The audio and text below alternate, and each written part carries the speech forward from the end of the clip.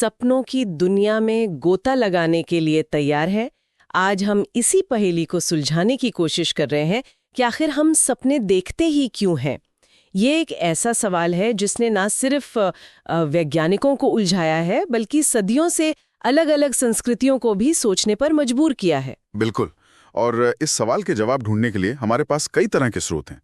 मतलब न्यूरोसाइंस और मनोविज्ञान की ताज़ा रिसर्च तो है ही, साथ ही उपनिषद से लेकर प्राचीन मिस्र तक की जो पारंपरिक समझ है वो भी है। अच्छा, आज हम इन सब को मिलाकर देखेंगे कि सपनों के पीछे का विज्ञान और उनका मकसद क्या हो सकता है। हाँ, चलिए पता लगाते हैं।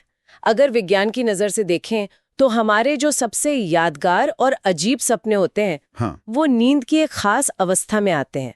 REM स्लीप कहते हैं उसे। Rapid eye movement. हाँ, बिल्कुल। REM sleep. हाँ, इस दौरान हमारा दिमाग लगभग जागने जितना ही एक्टिव होता है। सच में? हाँ, और इसमें होता क्या है कि दिमाग के निचले हिस्से पॉन्स से कुछ तरंगे निकलती हैं, पीजियो तरंगे कहते हैं उन्हें, जो शायद इन सपनों को शुरू करती हैं। अच्छा। और साथ ही थीटा तरंगे भी होती हैं, जो शायद दिन की यादों को सपनों में पिरोने में मदद करती हैं। दिलचस्प है।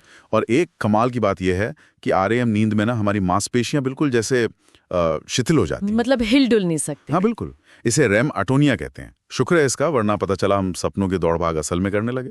हाँ, ये तो है, पर सवाल वही है, दिमाग ये सब करता क्यों है? क्या वजह है इसकी? देखो, इसके पीछे कई थियरीज है। एक जो अहम विचार है वो ये कि सपने हमारी यादों को पक्का करने में, मतलब मेमोरी कंसोलिडेशन, हाँ। और इमोशंस को समझने, उन्हें प्रोसेस करने में मदद करते हैं। इमोशंस को प्रोसेस करने में? कैसे? जैसे मान लो दिन भर कोई तनाव रहा या कोई बहुत खुशी की बात हुई, तो रात में सपने में उसे दोबारा जीकर या उससे निपट कर दिमाग उन्हें एक तरह से बैलेंस करता है। इस दौरान हिप्पोकैम्पस, जो यादों का सेंटर है, और एमिगडाला, जो इमोशंस का, वो खासे एक्टिव रहते हैं। अच्छा, और वो जो डरावने सपने आते हैं, जैसे कोई पीछे पड़ा है, भाग रहे हैं, उनका क्या? हाँ, वो जुड़ता है थ्रेट सिमुलेशन थ्योरी से।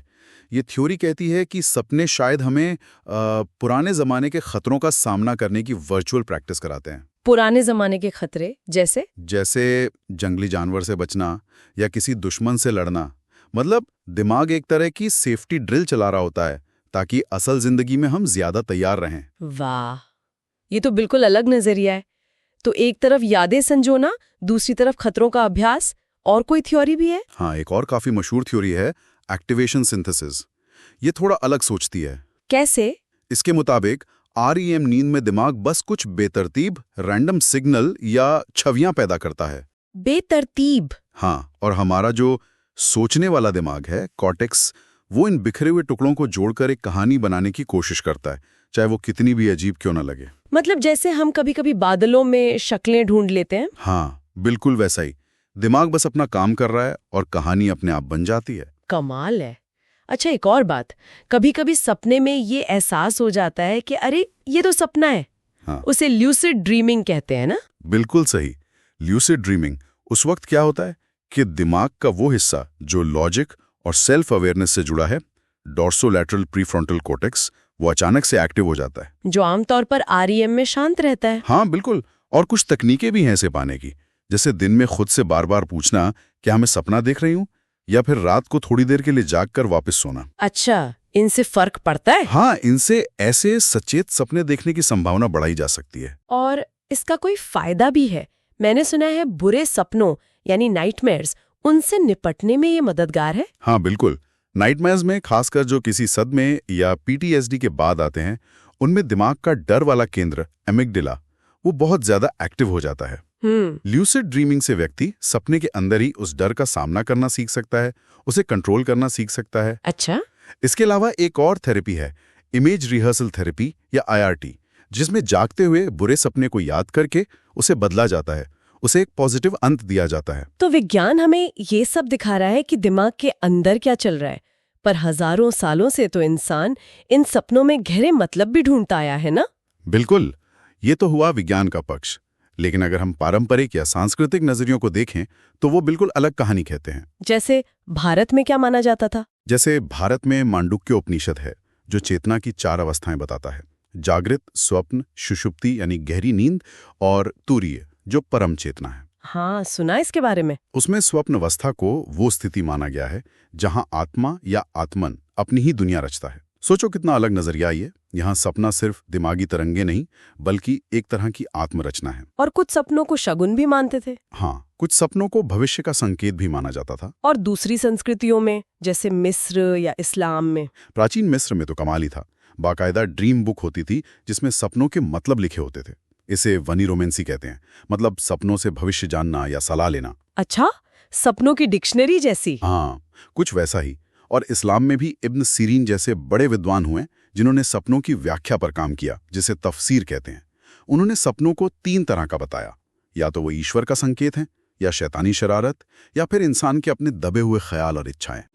यानी वो सपनों को बहुत अहमियत देते थे। बिल्कुल। तो पारंपरिक नजरिए से देखें तो सपने सिर्फ दिमाग की कसरत नहीं है, वो हमारी अंदरूनी दुनिया और शायद किसी बाहरी शक्ति या चेतना से जुड़ने का जरिया भी हो सकते हैं। तो एक तरफ विज्ञान है जो कैसे और क्या बता रहा है। हाँ, न्यूरोबायोलॉजी और कॉग्निटिव फंक्शन। और दूसरी तरफ परंपराएं हैं जो क्यों पर ज्यादा ध्यान दे रही हैं, मतलब उद्देश्य, महत्व। सही कहा। और शायद दोनों मिलकर ही हमें पूरी तस्वीर दे सकते हैं, एक दूसरे के पूरक हो सकते हैं ये। तो हम अपनी रोजमर्रा की जिंदगी के लिए इसे क्या सीख सकते हैं? कुछ प्रैक्टिकल बातें। हाँ बिल्कुल।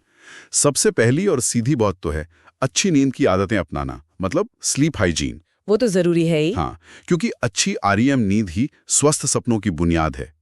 दूसरी चीज, जागने पर सपनों को लिख लेना, एक ड्रीम जर्नल बनाना। उससे क्या होगा? मिलती है, उनके पैटर्न समझने में आसानी होती है, और ये शायद ल्यूसिड ड्रीमिंग में भी सहायक हो सकता है। अच्छा, और वो दिन में खुद से पूछने वाली बात, क्या मैं सपना देख रही हूँ, क्या वो सच में काम आ सकती है? हाँ, उसे रियलिटी टेस्टिंग कहते हैं। अगर दिन में यह आदत डाली जाए तो हो सकता है नींद में भी ये सवाल दिमाग में आए और आप सचेत हो जाएं कि आप सपना देख रहे हैं। कमाल है। और सबसे जरूरी बात शायद ये है कि अपने सपनों पर ध्यान दें, उन्हें सिर्फ अजीब या बेकार समझकर भूल ना जाएं। क्यों? क्योंकि चाहे वो वैज्ञानिक प्रक्रिया का नतीजा हो या गहरे संदेश, अक्सर वो हमारी भावनाओं, हमारी चिंताओं और हमारी उम्मीदों का आईना होते हैं। वो हमसे कुछ कह रहे होते हैं। तो कुल मिला के सपने न तो एकदम निरर्थक हैं, न ही कोई सीधी भविष्यवाणी। नहीं, बिल्कुल नहीं। वे हमारे जटिल दिमाग की उपज हैं, एक तरह के डायनामिक सिमुलेशन जो हमारी यादों, हमारी भावनाओं और यहाँ तक कि हमारी सांस्कृतिक पृष्ठभूमि से भी बनते हैं। और जाते जाते सोचने के लिए एक बात छोड़ जाते हैं, अगर हम अपने सपनों को सच में सुनना सीख लें तो शायद हम न सिर्फ ये समझ पाएंगे कि वो क्यों आते हैं, बल्कि उनमें छुपी समस्याओं के हल, नई सोच और खुद को बेहतर समझने की जो ताकत है उसका भी इस्तेमाल कर पाएंगे। हाँ, जरा सोचिए, हमारा सोता हुआ मन कितना सक्रिय और कितना रचनात्मक है, कितना कुछ कर सकता है वो।